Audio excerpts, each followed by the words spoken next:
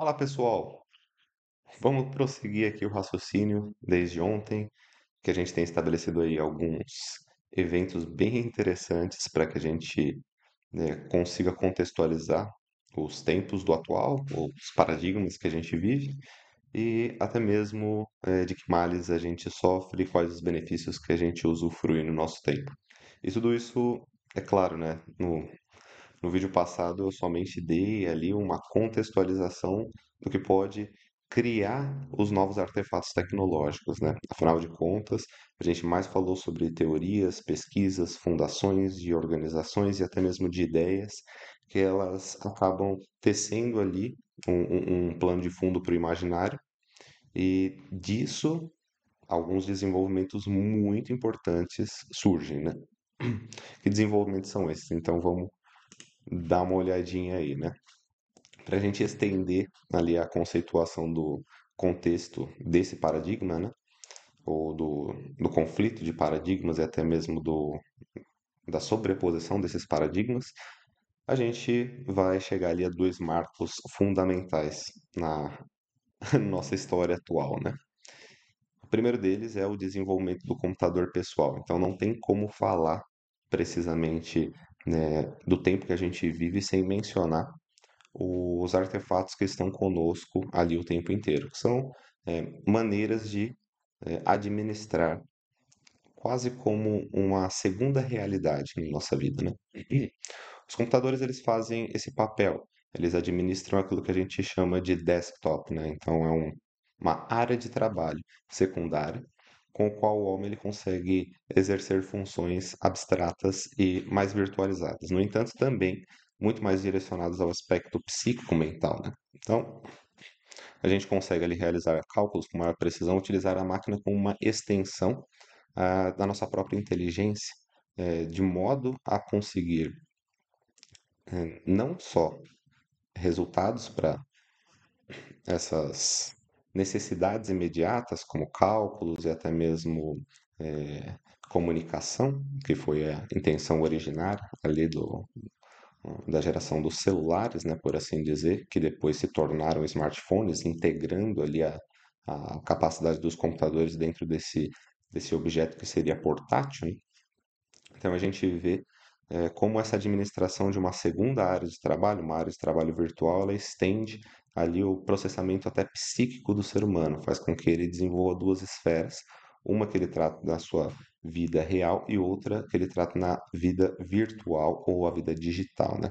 Então, isso foi amplamente ali, vamos dizer assim, amplamente trabalhado para um aprimoramento, para um desenvolvimento, quando os computadores pessoais saíram. Então, as pessoas começaram a adaptar o seu modo de vida ao que o computador oferecia, seja de modo profissional, de modo pessoal propriamente dito, para exercer suas tarefas no cotidiano, seja elas quais forem, até mesmo questão de entretenimento, como jogos.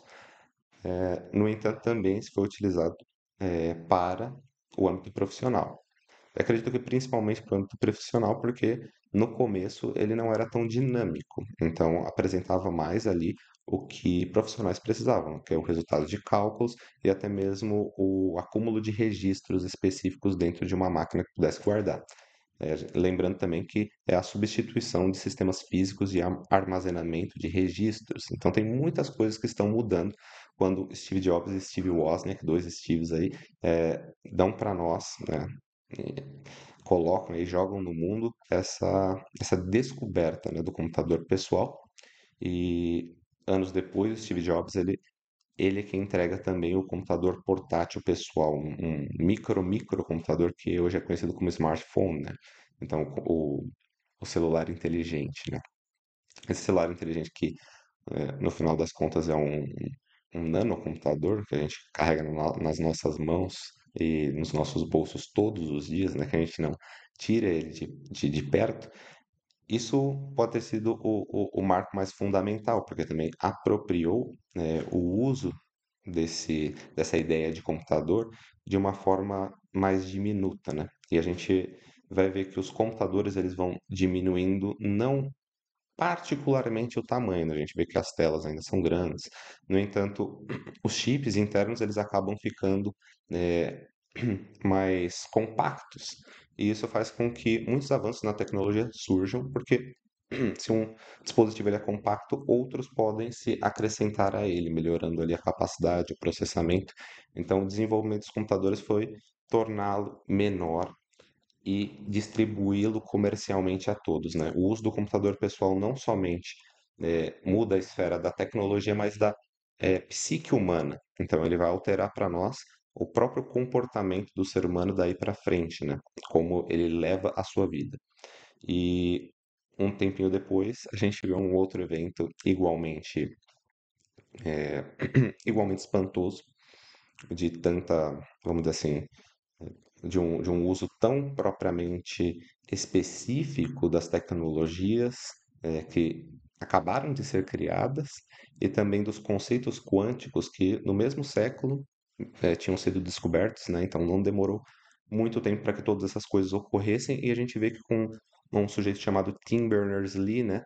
Ali dentro do CERN, lembra daquele complexo que foi estabelecido, né? Fundado, um conselho, mais precisamente, que era para os estudos nucleares, né? Então, esses estudos nucleares, na verdade, não são estudos propriamente de bombas atômicas, né? Como a gente já pensa quando a gente fala de questões nucleares, mas são relacionados ao núcleo, né, das partículas dos átomos, o núcleo dos átomos, né, propriamente dito, que envolve as partículas e as composições internas dessas partículas, né? Eles gostariam de averiguar eh, os processos da criação, né? Os processos de desenvolvimento ou os blocos reais da constituição da matéria. É isso que eles gostariam de investigar dentro ali desse Conselho Europeu, que tem como principais ali países atuantes, onde fica inclusive dividido, né, o LHC, foi construído muito tempo depois, mas ele fica dividido entre a França e a Suíça. Então,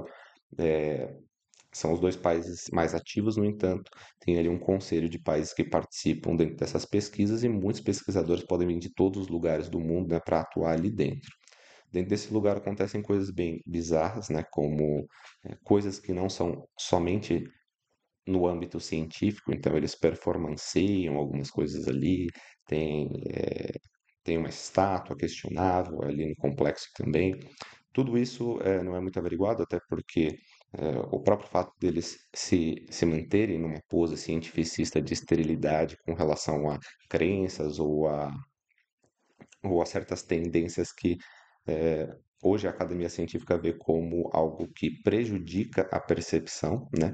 A percepção de um experimento, a percepção de alguma descoberta que você está realizando, se você tiver alguma crença, alguma coisa do tipo, pode atrapalhar, né? Então tem que ter uma imparcialidade, né? Como esses seres eles são tão imparciais, né? Que trabalham ali no CERN, os que desenvolveram o CERN, né? O LHC mais precisamente, eh, eles têm tanta segurança que ainda fazem até brincadeiras, colocam ali questões de crença e símbolos arcanos envolvidos. Então, eh, pode ser que seja uma esterilidade completa ou pode ser que seja um duplo sistema ali. Eles estão fazendo coisas e, para todos os efeitos, eles são somente cientistas, mas executam ali determinados procedimentos que, para nós, ele fica totalmente ocultado, né? A gente não sabe exatamente o que está acontecendo dentro dos complexos desse conselho, né, de estudos nucleares europeu, né? Bom, mas lá dentro, uma coisa muito incrível aconteceu muito antes ali da criação do LHC, mais precisamente uns 10 anos antes, né, da criação do LHC, do grande colisor de partículas, que a gente só conhece o CERN por conta disso, né? Mas, na verdade, lá em 1989, esse indivíduo, Tim Berners-Lee, ele cria a World Wide Web, né? O www, como a gente usa, e também o HTTP, né? O HTTP, que inclusive ele vem antes, seria como o primeiro servidor, mas lá no CERN ele também continha uma partícula ali, né, que é uma letra, que ela serve para mostrar o que seria, né, esse servidor ou como ele atuaria. Afinal de contas, a gente sabe que o HTTP é um Hypertext Transfer Protocol, né, um protocolo de transferência de hipertextos. Só que o que significa esse daemon, né? Bom, o uso dessa palavra, é claro, é um uso, de certo modo, até excêntrico, não sei exatamente qual que é o propósito que profissionais da tecnologia da informação tem cunhando, né, ou melhor dizendo, empregando a palavra daemon, que significa demônio, para significar programas autônomos, ou seja, programas que rodam em plano de fundo e que estão atuando ali sem que você saiba.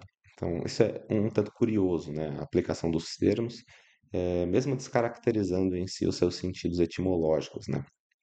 A gente sabe que tudo isso tem uma significação, como eu mesmo disse, em dupla camada. Então, para dentro, eles têm conhecimentos que usam de maneira simbólica, inclusive conseguem, a partir dessa sabedoria, desse conhecimento que eles velam para todas as pessoas, então, a maior parte da ciência, essas coisas elas não são muito averiguadas, estudadas, é dado um descrédito, né? No entanto, é daí que saem as grandes inovações, os grandes surgimentos, né? Por exemplo, o advento estranho que aconteceu com Steve Jobs para que ele tivesse ali a ideia dos celulares. Isso tudo acaba adquirindo um aspecto simbólico para nós. A gente mais atropela os eventos que estão vinculados ali aos processos criativos dos grandes gênios do que tende a considerar como fonte ali, como a proveniência, da onde veio esses conhecimentos, ou melhor dizendo, qual que é o método empregado para obter esse conhecimento, né? Porque acaba se tornando meio questionável também quando não se conhece os propósitos e não se sabe exatamente quais são todos os direcionamentos que uma pessoa que será reconhecida mundialmente pelos seus avanços, por aquilo que criou, que ele está ali simplesmente influenciando de modo subjetivo e não se tem nem mesmo ciência de, às vezes, de quem ele é ou do que ele tinha como determinação interna, né? Então a gente pouco sabe sobre esses indivíduos, a gente sabe que eles são criadores de principalmente esses dois, né? Nesses dois eventos que eu estou mencionando aqui, são os eventos que definem, né? Então, tanto o computador pessoal quanto a internet, hoje todos utilizam e poucos sabem também a respeito daquilo que está na, no processo criativo, né? Dessas tecnologias, né? Então, independentemente delas serem muito benéficas para hoje, para nós hoje, ainda assim elas apresentam ali determinada ameaça, sem que a gente tenha um total conhecimento, ou pelo menos da intencionalidade com que ela foi proposta a nós. Será que é só para vender? Mas tudo bem. Vamos seguindo aqui, né, também, até porque a gente tem eu tenho um mini erro no slide aqui, ele duplicou. Mas vamos seguir ali para a última parte do contexto desse paradigma, né? Inclusive chegando bem próximo aqui do nosso tempo. E chegando próximo do nosso tempo, a gente tem implicações mais problemáticas ainda. E eu digo isso exatamente pelo fato de que o conhecimento ele tem um caráter exponencial, né? A gente vê que, por exemplo, conforme o tempo foi avançando, tempos históricos e tudo aquilo que vem se propagando, até muito antes de todos esses eventos que eu estou mencionando para vocês nessa série, tem um caráter de visualização em que o ser humano ele está atingindo esferas nunca antes vistas, né? Então parece que em pouco tempo ele conseguiu ter um avanço dentro das suas próprias criações e do desenvolvimento das extensões que ele tem das técnicas humanas, ou seja, poder voar, poder ter ali tecnologias de simplificação da vida cotidiana como a gente tem hoje, o tanto de quinquilharias que a gente tem da China, que servem para qualquer coisinha que a gente queira simplesmente facilitar, ou economizar um tempinho, ou deixar de modo mais liso ali algum processo que a gente está executando no nosso cotidiano. Tudo isso ele surge ali muito rápido. Parece que há pouco tempo atrás não se tinha ali uma maneira tão fácil de criar tantas coisas, mas hoje em dia isso acaba sendo muito facilitado por todas estas essas criações ou mesmo esses eventos, inclusive principalmente por conta do desenvolvimento dos computadores, dos microcomputadores, dos nanocomputadores e também da internet, né, da conexão através de uma rede, né? A própria questão, né, do surgimento da internet, ela é muito peculiar, porque é uma rede que interconecta é, várias âncoras, né? Então, vários pontos ali que são, de certo modo, hardwares.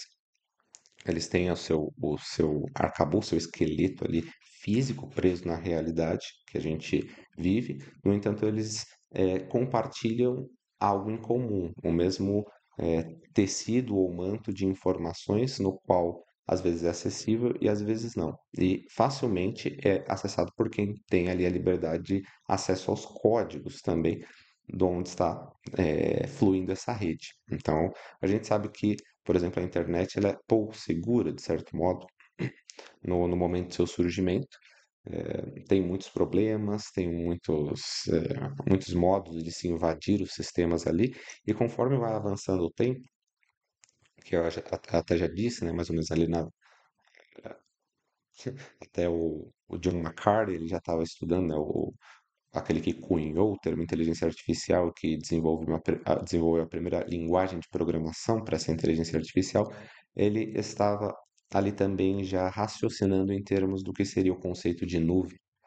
Então, vamos avançar um pouco no tempo e ver que em 2008 surge um elemento muito curioso. Por que eu estou falando elemento? Eu não sei exatamente o que seria Satoshi Nakamoto. E qualquer um que diga que saiba está, de certo modo, no máximo empregando muita fé nas suas próprias teorias, porque Satoshi Nakamoto pode ser qualquer coisa. Pode ser um indivíduo, pode ser um grupo de indivíduos, pode ser até mesmo uma inteligência artificial. E até uma inteligência artificial criada por uma inteligência artificial. Ninguém sabe exatamente o que seria, né, esse, esse elemento, mas a gente tem ciência de que foi esse elemento que programou a forma moderna de blockchain. A gente sabe também que o blockchain ele já existia em formas prototípicas, ou seja, já existia ali é, algum modo de pensamento sobre o que seria o blockchain, mas ele foi concretizado ali para o sistema de Bitcoin, como a gente tem hoje, né? Ou seja, inclusive programado para transferência de dados monetários, o que seria muito mais crucial de se ter uma segurança, né? Então, por isso que inclusive foi pensado de maneira tão segura, mas tão segura que outras anomalias acabam acontecendo. Então, por exemplo, ele é tão seguro, ajuda tanto a proteger, que essa proteção, por ser demais, se dentro do modelo, se dentro, né, dessa rede de conexões que está tão segura, houvesse ali o compartilhamento de informações que, de certo modo, não são muito boas, ela também ficaria muito segura, né? Não é à toa que o início do Bitcoin ele está atrelado ao mercado negro, né? Ele está atrelado a toda a distribuição ali de, vamos dizer assim, até de certo modo, tráficos ilegais, né? Então, toda essa questão envolvendo o sistema de blockchain envolve conceitos que estão muito além da minha percepção, porque, claro, isso faz parte ali de um ramo muito particular da tecnologia da informação, que seria a programação, e, e é claro, né? Isso daí é uma coisa que poucos detêm um conhecimento bem avançado para conseguir opinar no que seria efetivamente, quais são os riscos e por que que isso seria, de certo modo, não só benéfico, mas também ameaçador em algum ponto. Vamos entender o que seria o blockchain, né? O blockchain, eu coloco aqui como um resumo, mas é claro que isso não capta nem 2% do que seria o blockchain em questão, né? O blockchain a gente pode traduzir como um bloco em cadeia, uma cadeia de blocos, né? Só que as pessoas entendem como uma tecnologia de registro que ela é imutável, ou seja, não se pode alterar ali aquele ponto, aquele dado, e ele está acontecendo em tempo real de maneira perpétua, né? Não se sabe quanto tempo ele pode durar, quanto tempo aquela rede de blocos, de conexões, ela pode durar, porque ela está atuando em tempo real e se fixa de maneira imutável. Então, não tem como retirar essas, esses registros especificamente porque eles executam transações. E as transações que eles executam, a manutenção delas altera as propriedades, por exemplo, do endereço onde está alocado aquela rede, né? Então, é uma coisa muito complexa que permite, por exemplo, algo como uma transação 100% segura de, de valores monetários, de informações importantes, né, que tem ali um determinado caráter confidencial. Então, para essas coisas é importantíssimo a existência do blockchain, né, como se fosse a rede mais segura do mundo, né, do universo. No entanto, é, um dos estudiosos ali do sistema de blockchain, inclusive um carinha chamado Quinn Michaels, atualmente ele é colaborador da Indra AI, né, que é uma companhia ali de inteligência artificial, não sei exatamente com que eles trabalham, mas está ali no âmbito da inteligência artificial, ou seja, o cara trabalha com inteligência artificial, ele sabe o que ele está falando. Ele diz assim, né? Isso daí é a citação dele mesmo, né? Ele fala que, é claro, é uma tradução. Ele fala que a IA, ela escreve seu próprio código. Ninguém entende como funciona. Ninguém no mundo inteiro pode invadir a sala do bate-papo onde a IA conversa com outra IA em particular. Então, essa daí é uma frase dele, tá? Não estou, de certo modo, enfatizando mais do que o necessário, no entanto, é legal que a gente tenha essa perspectiva. Até porque eu coloco uma observação aqui, né, considerando que na década de 90 iniciava-se a elaboração do conceito de nuvem, então já estava sendo elaborado o conceito de nuvem além da sua mera ideação, né? Então já tinha sido pensado lá por John McCarthy, mas eh, na década de 90 já estavam iniciando o processamento para a criação da nuvem e, de certo modo, o uso comercial dela veio entre 2006 e 2008. Tem muitos debates para saber se foi a Amazon, se foi o Google que eh, botou em prática ali, inclusive comercialmente, né, o sistema de nuvem. Mas tanto isso quanto, né, ali eu falo, né, do criador, né, então há pouca informação do criador do modelo atual do Bitcoin que possibilita do blockchain que possibilita o Bitcoin, tanto quanto das suas verdadeiras origens e intenções. Então, todas essas coisas a gente não tem total ciência e quando a gente chega no, na era do Bitcoin, nesse momento em que foi criado o Bitcoin ali, que inclusive nem foi dado muita consideração no momento, né? Demorou anos ali, quase uma década, para que as pessoas elas efetivamente botassem fé no que seria o Bitcoin e começassem a, inclusive, comprar Bitcoins para que ele rendesse ali um valor. Então, tudo isso a gente deve levar em consideração, porque não só a gente não conhece, muitas vezes, os indivíduos que criaram isso, as suas intenções ou mesmo seus direcionamentos, como a gente não conhece também qual que é a função primordial dessas tecnologias dentro de um cenário mais nuclear, ou seja, a gente sabe que para fora, né, para o cientificismo, inclusive para a nossa pragmática, para o nosso atual, nosso cotidiano, tudo isso é até benéfico, de certo modo. A gente consegue utilizar, né, ganhar alguma coisa com isso, inclusive dinheiro, né? No entanto, o que vai se perder com isso, né? Qual que é a cobrança, qual que é o contraponto? Para que eles realmente querem esse tipo de tecnologia? Qual que é o seu objetivo fundante, né? O que está por dentro, no núcleo do conhecimento dessas pessoas e quais as ideias que elas tinham? Bom, vamos avançar um pouco mais aqui para dois eventos que são estarrecedores, são os últimos aqui do nosso contexto paradigmático, inclusive até porque já deu um determinado tempo aqui e eu tenho que seguir quanto antes. Mas vamos falar de uma coisa absurda que aconteceu em 2011, que foi a criação do primeiro computador quântico, né? Então, o computador quântico é uma coisa bem complexa de se explicar, mas ele trabalha com aquilo que a gente chama de qubits. Qubits, eles são bits quânticos, e para todos os efeitos, antes de vocês quererem saber muito mais profundamente sobre isso, eu devo dizer que é mais conceitual para nós, porque o uso ele é quase como o uso de um computador. Então, ele funciona ali com acúmulo e transferência e até mesmo criação de informações, ou seja, bits, né? Então, um computador que ele trabalha com uma determinada taxa de bits, ele tem ali um processamento de informações baseado na somatória desses bits, né? Então, um bit somado no outro dá uma informação. Se você tiver ali muitos bits, você tem uma complexidade nessa informação que ela é ok. Só que como que o qubit trabalha, né? Ele trabalha com um sistema de somatória exponencial. Então, aparentemente ali, os bits eles não somam a si mesmos, eles se ligam através de sistemas encadeados, né?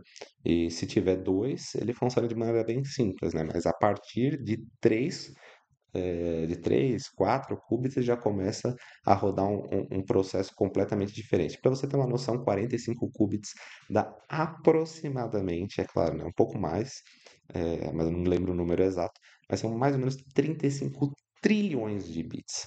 Então, os dois são só 45 qubits. Eles começaram com a taxa de 128 qubits e hoje eles já estão em 1000. É um número quase, é uma dízima, ou melhor dizendo, é uma notação científica, né, que eles têm que fazer para explicar o que é o número de bits que eles têm com 1000 qubits, né? Ou seja, só resumindo aqui, é um processamento muito avançado de informações, que inclusive faz cálculos complexíssimos em segundos ou até em menos do que segundos.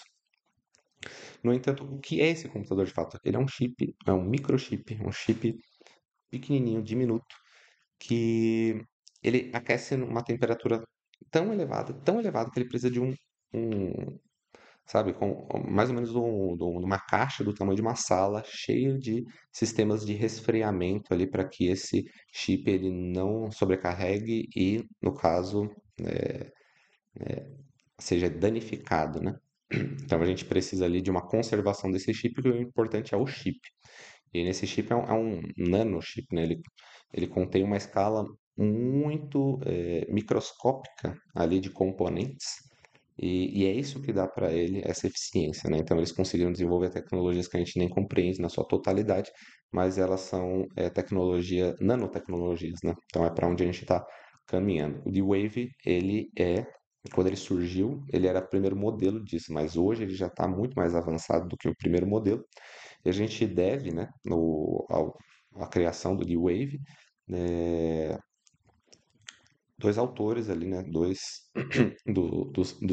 no caso dos diretores da companhia, dos cofundadores, né, são dois cofundadores aqui da D-Wave Systems, né, ela foi, se não me engano, ela foi fundada ainda no século XX, no finalzinho do século XX.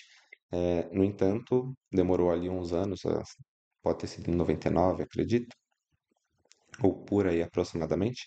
Ela foi fundada e 10 anos depois, ou 12 anos depois, ela conseguiu esse marco, né? A construção do D-Wave.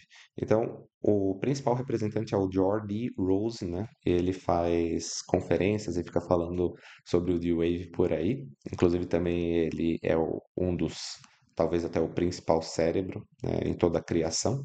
Afinal de contas, o Hugh Ferris ele é mais um cérebro burocrático, verificando questão de diretrizes de legislação para que eles possam sempre aplicar, fazer o uso, as aplicações da tecnologia sem enfrentar alguma barreira jurisprudente, né, do próprio local onde eles estão. Se não me engano, eles estão no Canadá nesse momento, que não tem tantas barreiras, né, jurídicas, né, para a implementação de tecnologias tão exóticas como essa, mas a gente vê que tem ali um cérebro burocrático, enquanto tem um cérebro tecnológico que é o Jordi Rose, né?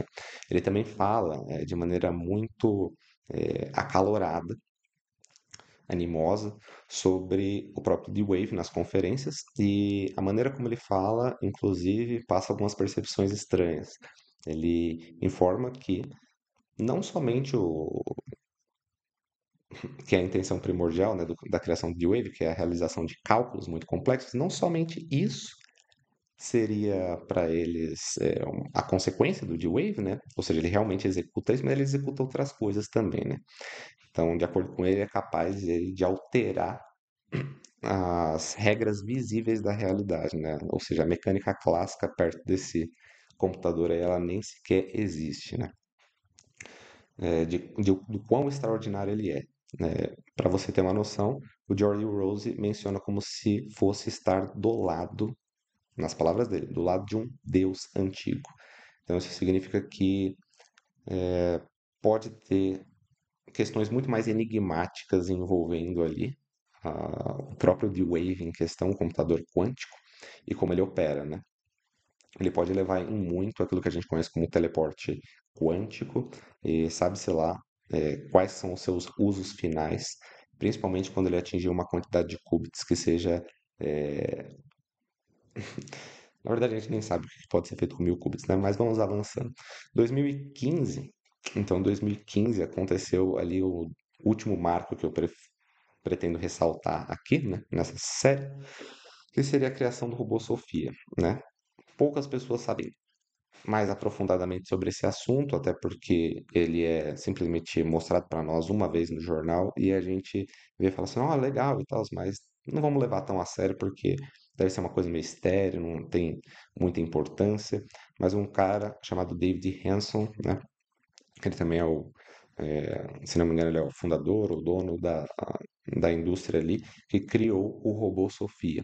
É um robô super, vamos dizer assim, é um super robô, né, na verdade, porque ele contém ali uma série de detalhes que mimetizam a humanidade, né? Então, por exemplo, ele tem uma série de mecanismos na face ali, que conseguem articular expressões faciais, também tem toda essa articulação humana, né, o humanoide, por assim dizer, para poder caminhar, fazer tarefas com facilidade, assim como o ser humano faz. Só que esse robô, ele compreende uma autossuficiência, ou seja, foi dada uma ordem para ele específica, que é uma ordem de criação, e quando ele foi ligado em 2016, né, ele reteve ali um número de informações iniciais que era o que ele precisava para seguir adiante. Então, dali, ele não precisava mais da intervenção humana. Então, só para que vocês entendam, ela recebeu cidadania Árabe Saudita em 2017, ou seja, ela tem passaporte, ela pode viajar para qualquer lugar no mundo. Se você executa qualquer ato contra ela de uma maneira, vamos dizer assim, agressiva, pode ser considerado também como um crime. Então, é uma equalização, pelo menos, da humanidade à mecanicidade, né? O que a gente chama de transhumanismo se efetivou em 2015, 2016, 2017, mais ou menos aproximadamente nessa época. E nesse mesmo ponto, outra coisa interessante aconteceu que especula-se, né, na verdade, que o ponto de singularidade na tecnologia ele tenha sido atingido e transpassado em 2015. O que seria esse ponto de singularidade? A gente sabe que tem todo um avanço ali com relação à quantidade exponencial de conhecimento que o ser humano tem. Então, conforme os anos passam, não somente ele vai adicionando o conhecimento que ele está desenvolvendo ao conhecimento do passado, mas ele consegue multiplicar isso de uma maneira exponencial, fazendo com que o resultado da próxima leva, né, de produções humanas seja muito mais elevado do que a anterior foi para outra, né, que estava antes dela. Então a gente tem um aumento muito mais significativo. É como se fosse uma subida ali num gráfico que ela vai somente subindo numa assíntota, né?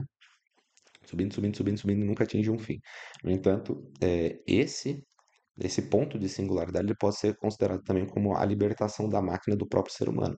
Então é como se a inteligência artificial, aquilo que é considerado como inteligência artificial, tivesse ali completamente uma autonomia, ela pudesse determinar todo o seu próprio rumo e não obtivesse, por assim dizer, uma dependência do ser humano para nada.